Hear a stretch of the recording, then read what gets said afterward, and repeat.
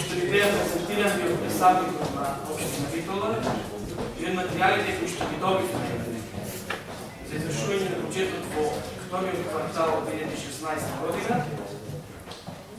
Како и повеќе пати од оваа говорница сум споменал дека опозицијата при носењето на основниот буџет за 2016 година била во право, бидејќи цифрите кои што се денес презентирани и на приходната и на расходната страна кажуваат дека со вакво темпо до крајот на годината буџетот ќе биде извршен негде околу 80%. Значи, оно што ни е внатре презентирано и оно што видовме како се трошени народните пари, можеме да заклучиме дека се е исто, само него го нема. Сега ќе ги образложам овие две работи, значи првата работа се е исто, исти се цифрите, исти се бројките, на исти ставки се трошени парите, на исти ставки се прибирани парите. Значи, најголем процент на приходи кои што се остварени во вториот квартал се таксите и казни, што не е добро за една напредна економија.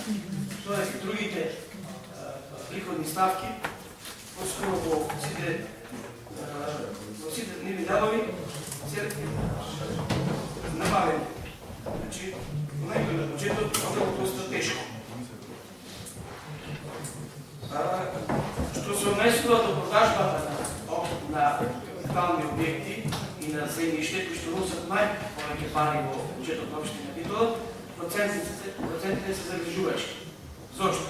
Значи, од оваа говорница имам споменато дека инвеститорите на општина Битола се заинтересирани да купуваат објекти, да купуваат земјиште каде што ќе инвестираат. Зошто е тоа така? Затоа што Битола е празен град, затоа што тие што досега инвестирале не можат да ги продадат своите објекти, интересот е намален, значи стојат разни изградени објекти, нема и не ги купуват. Младите напушци на Битола градот не преполага. Овие се факти кои што можеме да ги видиме околу нас и пред нас. Втората работа која што сакав да ја споменам, реков, него го нема. Значи, тој што го предлага буџетот и тој што треба да се грижи за извршување на буџетот, е во притвор. Зошто е во притвор? 90 дена е во притвор Томаш Петро, началникот на општина Битола. Тоа е за домакинското работење или за недомакинското работење. Или специјалното јавно обвинителство го мора сепак non-stop бара човекот да се продолжува. Почитувани колеги, потрошивте 250 милиони евра. 250 милиони народни пари во 3 мандати на Талевски. Капитални објекти нема, на Виделина нема ништо. Значи, нема ни отворените и затворените базени, нема нова спортска сала, не е готов ниту стадионот, немате паркинг простори, немате покриени гаражи и така натаму. Токму заради тоа. Токму заради неговото домакинско работење, Владимир Талевски сега е во притвор. За неговите домакински трошења на народни пари, што не пише. Значи,